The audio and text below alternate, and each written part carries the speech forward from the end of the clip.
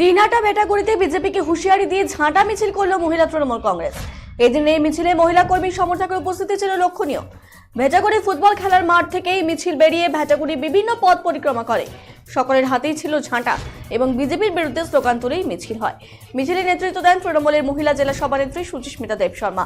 এছাড়াও মিছিলে উপস্থিত ছিলেন উত্তরবঙ্গ উন্নয়ন মন্ত্রী উদয়ন গুহ, বিধায়ক জগদীশ চন্দ্র বর্মা বসুনিয়া, তৃণমূলের কোচবিহার জেলা সভাপতি অভিজিৎ দেব ভৌমিক প্রমুখ।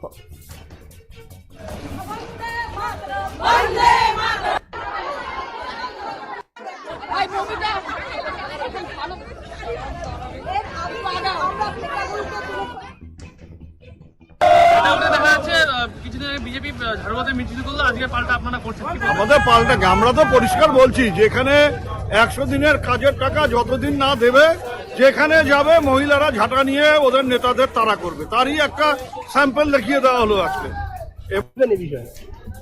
চামড়া তুলে দেওয়ার স্লোগান দিয়েছে কিনা আমি জানি না, কিন্তু ঝাঁটা হাতে মিছিল হয়েছে।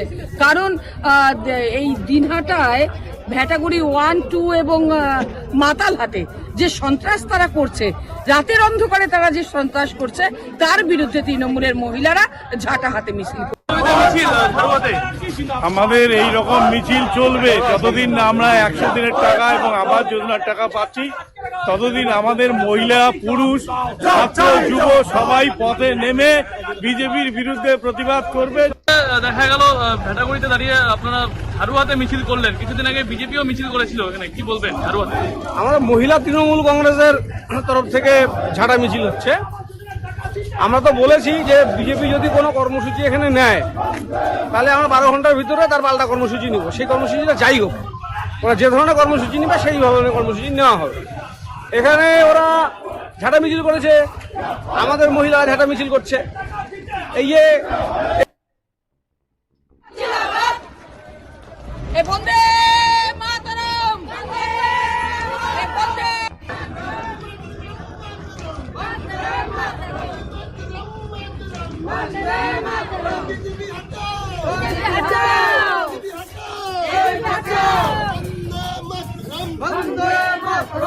বিজেপি জবাব দাও।